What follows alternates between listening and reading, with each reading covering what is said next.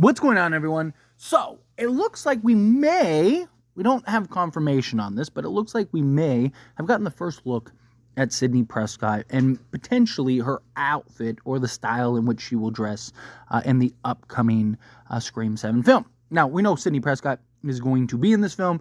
We know that she is returning, Neve Campbell, that is.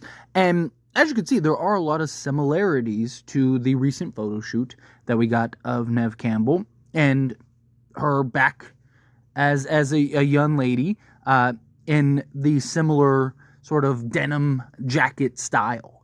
And first off, it's unbelievable that Neve Campbell is 51, right? Isn't she like, she's in her 50s and still looks as great as ever, right? I mean, she aged like fine wine.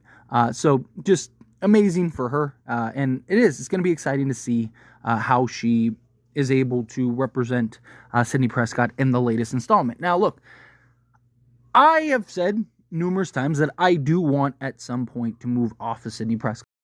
I am in the camp of, okay, I think it's time to kind of just have new characters, build new stories, and just go in a new direction, right? I love Sidney Prescott. I love Gale Weathers.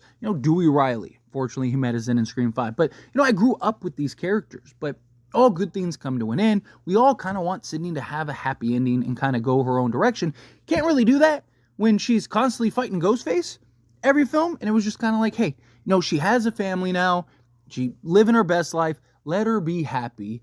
And let's focus and build new characters that we can carry on for the next several films, right? Like, I'm open and would love to have a new Scream movie every year, as long as they are, quality films, as long as you're telling a good, convincing story, as long as it's not, like the cash grab that people like to say. I'm not really big on the cash grab thing. I think every movie is a cash grab. Like, every movie is designed to make money, but there's the blatant ones where it's just like, okay, this movie was just sold. Like, they didn't even try, right? They just threw the Scream tag on it, right? Like, I don't want to see Scream ever become that. The beauty of Scream is that you don't need to revamp it's not a Michael, a Freddy, a Jason, right? It is anybody who is wearing the guise of Ghostface. And so when we didn't get Neve returning in Scream 6, I didn't like the circumstances in which it played out. If it was just like Neve Campbell just wanted to depart and just go do different things, like, that's one thing. It's unfortunate the way it unfolded, but it was like, okay, we're going to get to finally see what does the Scream movie look like without Sidney Prescott. And is it really Sidney, or is it just the films themselves? And it was fine, right? You didn't need Sidney Prescott in that movie. It still had success. I mean, I wasn't really a huge fan of the movie overall. I thought that there was just a lot of things that they did that was very poor, but nonetheless, right? One of those things where it's like, okay, yeah, you can just prove you can do this without Sidney Prescott.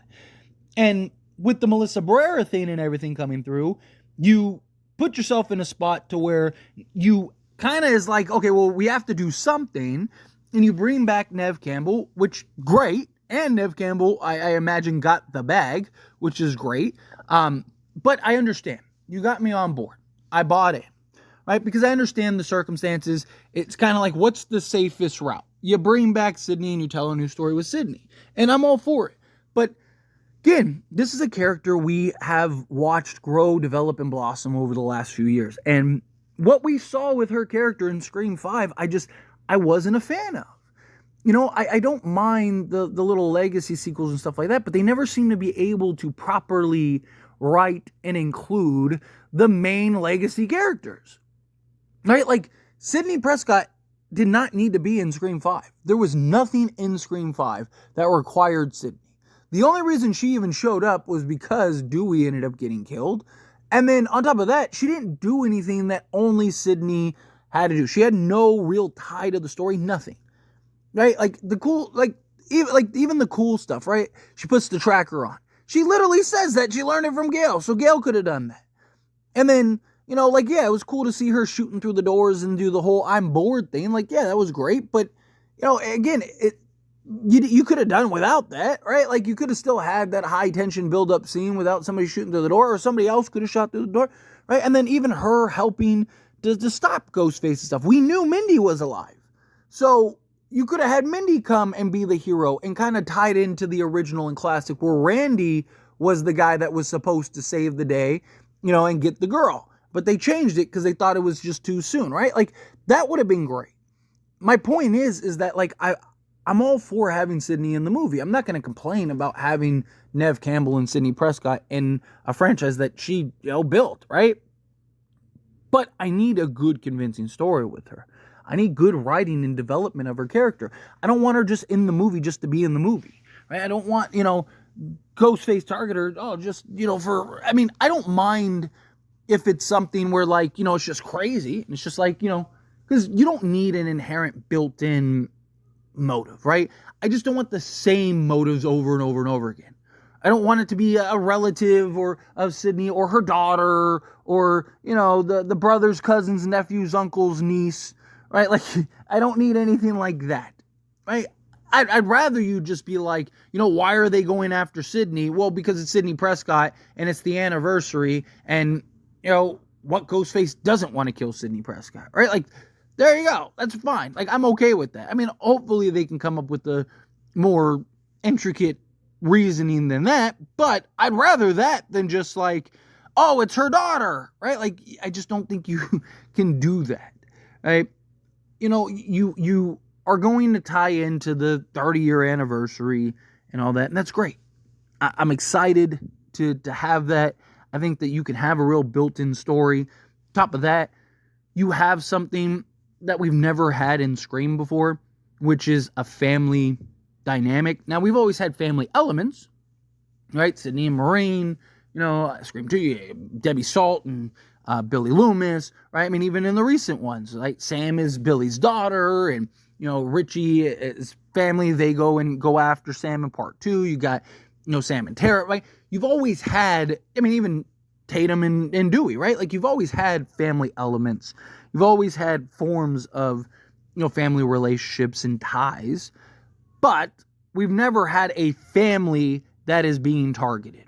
We've never had, Sidney with children and a husband that now Sidney's not just responsible for herself, but she's also responsible for her entire family. And it's not just about trying to keep herself alive. It's about trying to keep her children and her husband, right? And we get to finally get a look into that family life, right? What does it look like? Is Sidney a great mother? Is she overbearing? Is she just a little too much because of her past? And, she's looking at it as like, I'm trying to protect you. I'm trying to keep you safe. And the child is or the children are looking at it as like, you're just some crazy overbearing mother, right? Like, how is she as a wife?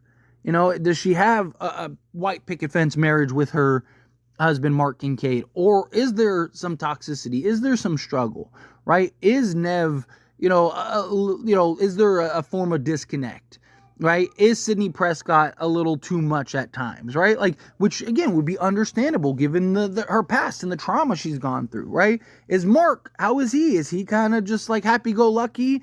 Is he like the cool dad? Is he the one that like lets them go and just be free? And Sidney, and there's that like conflict between the two, right? Where maybe he's constantly undermining Sidney and, she's like, no, you can't go to the party. And he's like, go to the party. It's fine.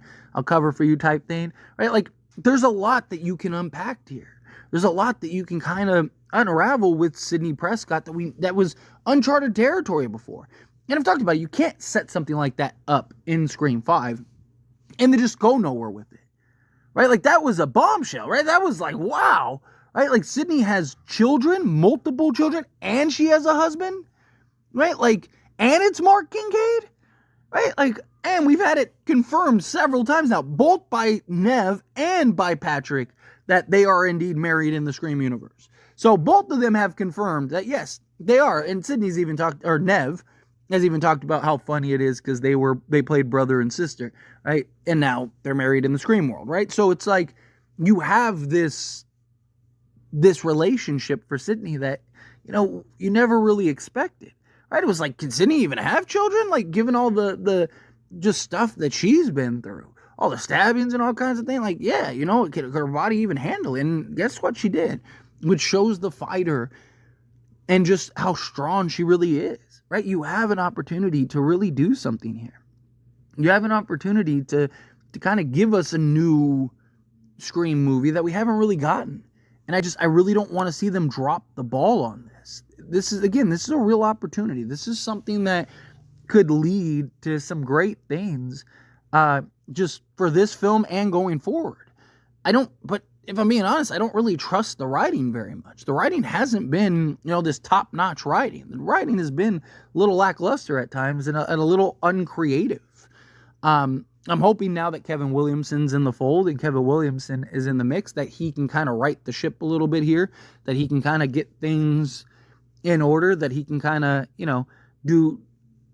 We've heard already several rewrites and changes to the story and the script. I'm hoping that a lot of that is just Kevin Williamson and his notes and him, hey, no, like Sidney wouldn't do that, Gale wouldn't do this, right? Like, no, we can't do that, we can't do this, right? And kind of just make sure that the story is flushed out and right.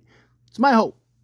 But I really am excited, and I really hope that this is kind of like how she looks in the film. I think that this would be a nice little callback, right? I think the outfit really suits kind of, what Sidney, especially a young Sidney, would wear, and it's kind of like this full circle type thing. I like that idea. So hopefully, again, we don't have full confirmation that this is actually what she's going to wear, but I could see it being a promotional thing for Scream or something down the road. We'll see how it plays out. But anyway, as always, this is a discussion, and I pass a question on you.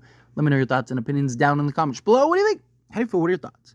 Do you think that, this makes sense? That's what she should wear? What do you want to see from Sidney Prescott and the family dynamic and just this Scream movie period? Like, what are kind of your thoughts on what should happen or how it should happen in this upcoming Scream film? Again, however you feel, whatever your thoughts are, I'd love to hear it. So let me know down in the comments below.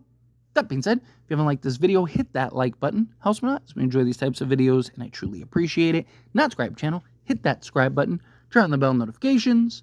Appreciate y'all. See you in the next one.